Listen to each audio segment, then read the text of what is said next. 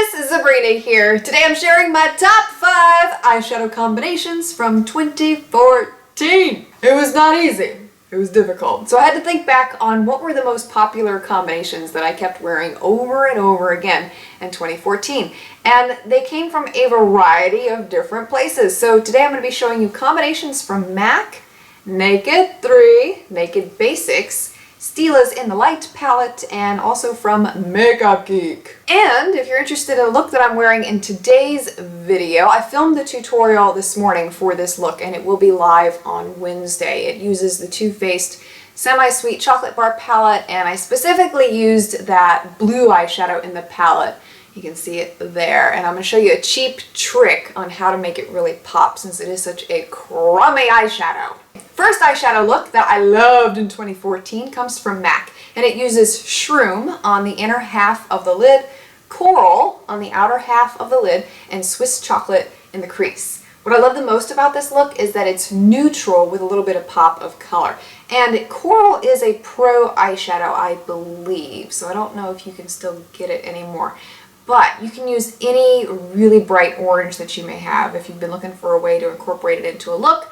That's a great one. Mac's Rule would work really well in place of Coral also. Next combo I have to share with you comes from Naked 3. And I wore this look over and over again. It was my go-to look when I took Naked 3 with me anywhere that I went. It uses Strange on the inner half of the lid, Factory on the outer half of the lid, and Limit in the crease. You may be noticing a theme with all of the looks that I'm sharing with you today. They're very simple and very easy to put together, and that was what I was most attracted to in 2014 because I was always in a hurry. I felt like I was always in a hurry. I was always trying to get somewhere, so I was always putting something on that was really quick and easy.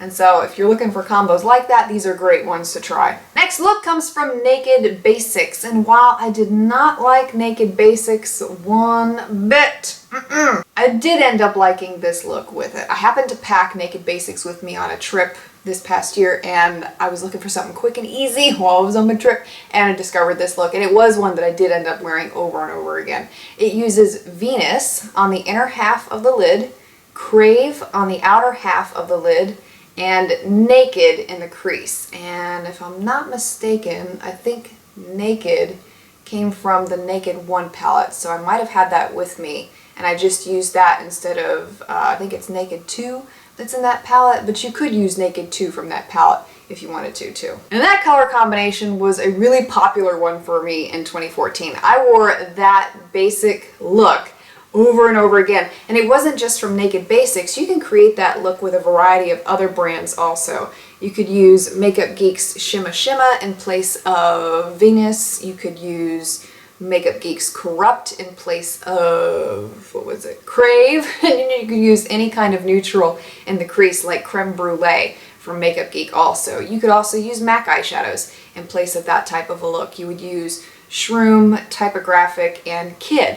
And so I used all kinds of different eyeshadows in 2014 to create a similar look like that, but that combination was my go-to look. And some of my favorite lipsticks to wear with that look, especially because it is one of those that's so neutral you can pair it up with so many different lipstick combinations. I loved wearing Show Orchid with it, Ruby Woo, Russian Red, what else? I think I used Vegas Volt with it at one point. Anything really bright and loud that I couldn't normally wear with other eyeshadow looks went beautifully with that kind of combo. And my next combo is another neutral look, and this is, again, another one that I was wearing over and over again. It comes from the Stila in the Light palette. It uses Kitten on the inner half of the lid, Ebony on the outer half of the lid, and Bliss in the crease. And you can see the same theme that I was talking about just a few minutes ago with the Stila palette here. Again, I used a lighter color on the inner half, a darker color on the outer half, and then a neutral in the crease.